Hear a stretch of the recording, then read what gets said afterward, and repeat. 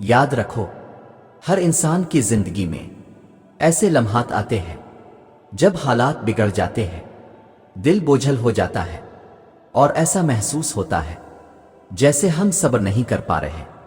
لیکن ایسے وقت میں اللہ کی طرف رجوع کرنا اور اس کے فیصلے پر صبر کرنا ہمارے لیے کتنی بڑی کامیابی کا ذریعہ بن سکتا ہے، یہ ہم جانتے ہی نہیں۔ دیکھو، زندگی کے اس سفر میں ہمیں ہر طرح کے حالات کا سامنا کرنا پڑتا ہے، کبھی خوشی، کبھی غم، کبھی آسانی اور کبھی مشکلات۔ لیکن کیا آپ نے کبھی غور کیا کہ اللہ تعالیٰ ہمیں آزمائشوں میں کیوں ڈالتے ہیں؟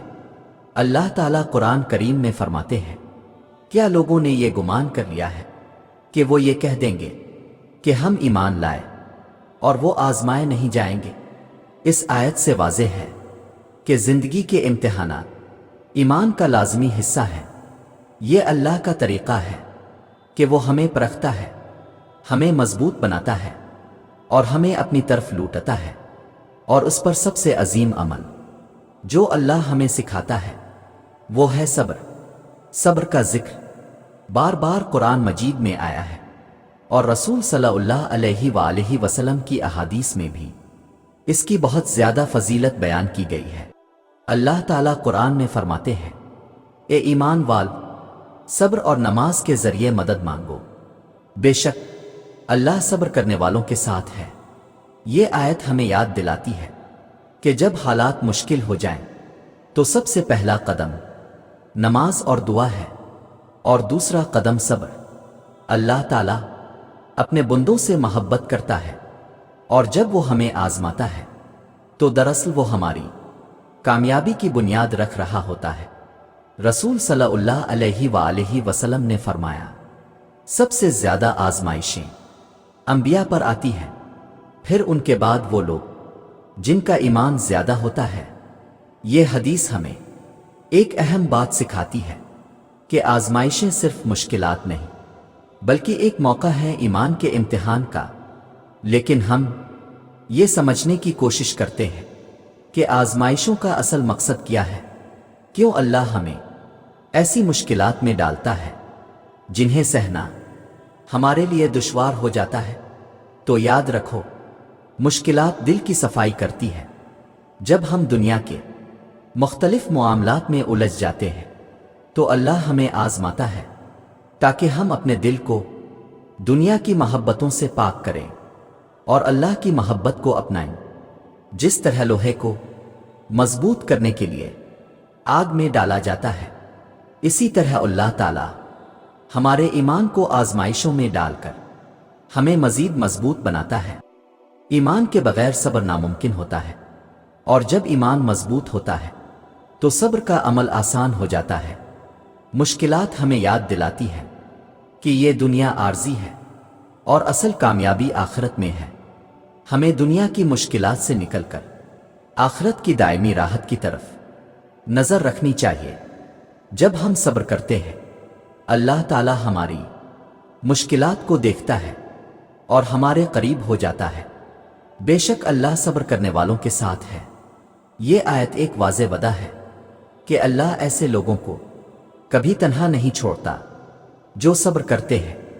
رسول صلی اللہ علیہ وآلہ وسلم نے فرمایا، جب کسی مسلمان کو کوئی تکلیف پہنچتی ہے، خواہ وہ ایک کانٹا چبھنے کی صورت میں ہو، تو اللہ اس کے گناہ معاف کرتا ہے۔ یہ حدیث ہمیں یاد دلاتی ہے کہ ہر آزمائش کے ساتھ ہمارا صبر ہمیں آخرت میں بڑے اجر کا مستحق بنا دیتا ہے۔ اور صبر کرنے کا ایک اور عظیم فائدہ یہ ہے کہ یہ ہمیں دنیاوی فکروں سے آزاد کر کے دل کا سکون عطا کرتا ہے۔ جب ہم اللہ پر بھروسہ کر کے اپنے معاملات کو اس کے حوالے کر دیتے ہیں تو ہمارا دل پرسکون ہو جاتا ہے۔ اللہ تعالیٰ فرماتا ہے، اور صبر کرنے والوں کو ان کا اجر بے حساب دیا جائے گا۔ یہ آیت ہمیں آخرت کی طرف متوجہ کرتی ہے، جہاں صبر کرنے والوں کو ان کے صبر کا بے حساب اجر دیا جائے گا۔ یہ ایک ایسی کامیابی ہے جو دنیا کی ہر چیز سے بڑھ کر ہے۔ یاد رکھو، جب آپ پر مشکل وقت آئے تو سب سے پہلے اللہ کی رضا میں راضی ہونے کی کوشش کریں، یہ تسلیم کریں کہ اللہ بہتر جانتا ہے اور وہ آپ کے لیے بہتر فیصلے کر رہا ہے۔ مشکل وقت میں نماز اور دعا سب سے بڑا سہارا ہے۔ نماز اللہ سے رابطے کا ذریعہ ہے اور دعا آپ کے دل کا سکون بن سکتی ہے۔ رسول صلی اللہ علیہ وآلہ وسلم نے فرمایا، دعا مومن کا ہتھیار ہے۔ صبر کو مضبوط کرنے کا ایک طریقہ اللہ کا ذکر کرنا ہے۔ جب آپ اللہ کا ذکر کرتے ہیں تو یہ آپ کے دل کو فوری سکون دیتا ہے۔ قرآن مجید کی تلاوت اور اس کے معانی پر غور کریں۔ قرآن اللہ کی ہدایت ہے اور اس میں ہر مشکل کا حل موجود ہے۔ اور یاد رکھو، مشکل وقت میں ایک اور اہم چیز جو صبر کو ممکن بناتی ہے وہ ہے مثبت سوچ۔ جب انسان مایوسی کا شکار ہو جاتا ہے تو وہ ہر چیز کو منفی نظر سے دیکھنے لگتا ہے، اور یہ رویہ صبر کو مزید مشکل بنا دیتا ہے۔